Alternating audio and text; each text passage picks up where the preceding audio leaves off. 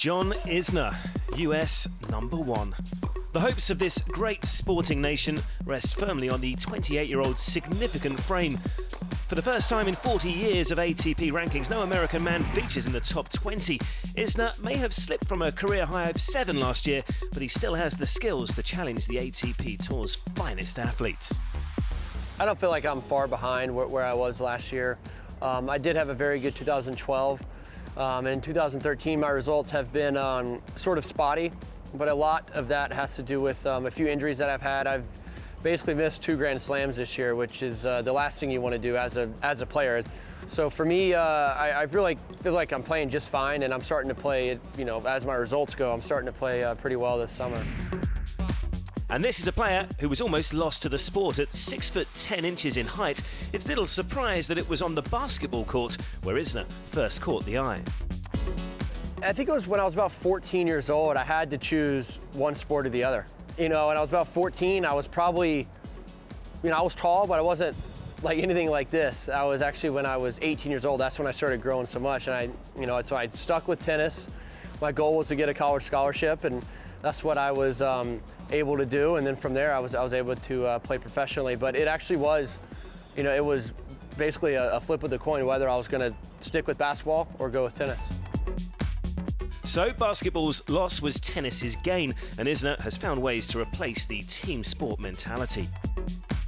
I've always considered myself sort of a team guy, and that's what college tennis was for me. Although tennis, yes, it is an individual sport, college tennis is very much a team sport. You're out there, you're playing for your teammates, you're playing for your coaches, and you're playing for your school. So when Davis Cup comes around, that's an event that I really cherish, because I do consider myself a team guy more so than an individual guy. For a player who relishes playing for his country, it's little surprise it's on home turf where he's most effective.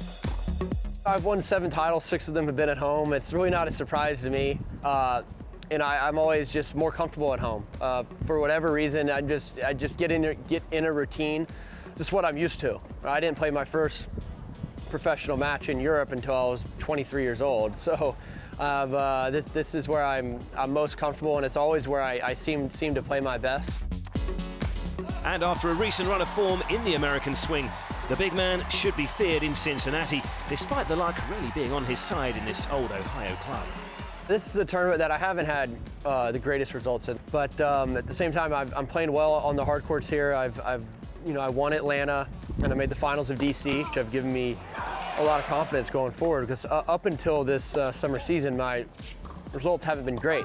And this is such a huge event, and I really feel like I'm in a good spot. I just want to sort of focus on the process and not so much the result. When I have focused on the result in the past, things haven't really gone too well for me. So it's cliche, but I do need to take things one at a time. That's the best way for me to go about it. And the big man is up and running in Cincinnati, a first-round straight sets defeat over Florian Mayer.